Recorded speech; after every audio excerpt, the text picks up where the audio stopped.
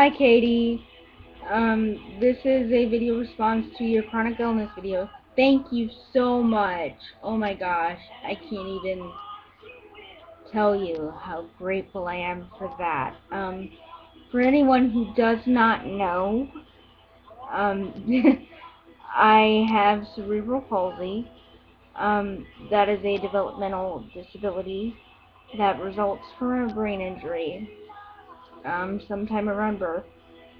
And it is a group of neurological and muscular conditions that last for the person's entire life, and there's currently no cure. However, bone marrow transplants are something that's becoming extremely exciting for people with CP, because they can be taken from adults, and like if you have healthy bone marrow, they can take your bone marrow and harvest it and re-inject it.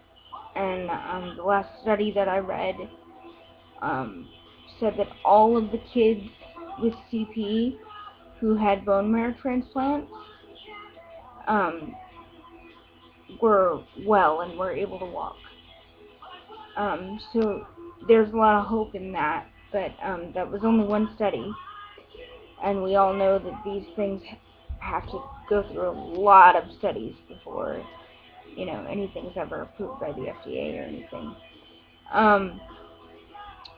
But anyway, that's my main medical issue. Other medical issues I have: lymphedema, which is also chronic, migraine headaches, which I guess you could say are chronic. I've had those since I was 19 and 25. And just lots of other stuff that has to do with my cerebral palsy. So thank you so much, Katie, because quite honestly, I was not sure how my CP related to everything else. I know that I struggled with depression as a kid because I was the only disabled child in my school. But as far as like body image and stuff, I really didn't. I knew my disability might have something to do with some of my issues with my body, but I didn't know to what degree until I saw your video. And honestly, I've had body image issues my whole life because my body doesn't look like anyone else's body. I mean, I am extremely short because cerebral palsy stunts your growth. I am 4'7", so I am literally like the size frame-wise of a 4th grader, but I have a womanly, curvy body. I have a stomach and hips and a butt, and so I have a woman's body, but it's on a child's height, which is kind of awkward because I can't really find a lot of clothes that fit me very well. My Aunt Kati used to have to actually make my clothes because I was a very small child, and then when I hit puberty, I just it was like I became a young woman overnight, almost.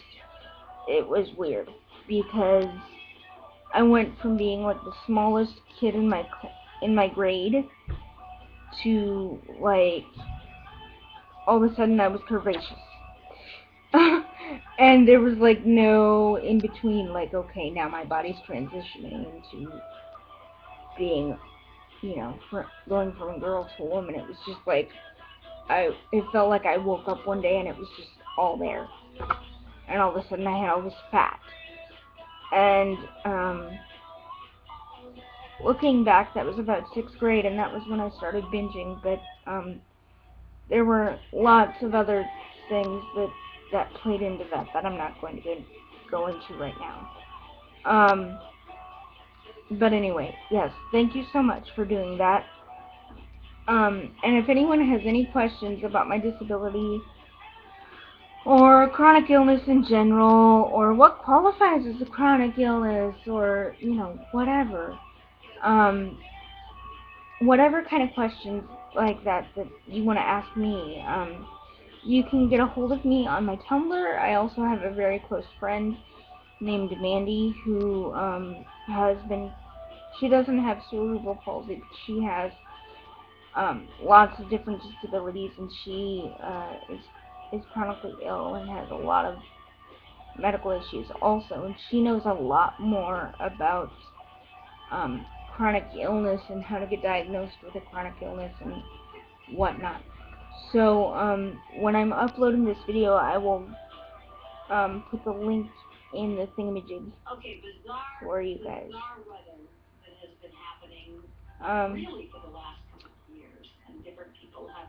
I love you, Katie. Thank you so much for listening to all of us.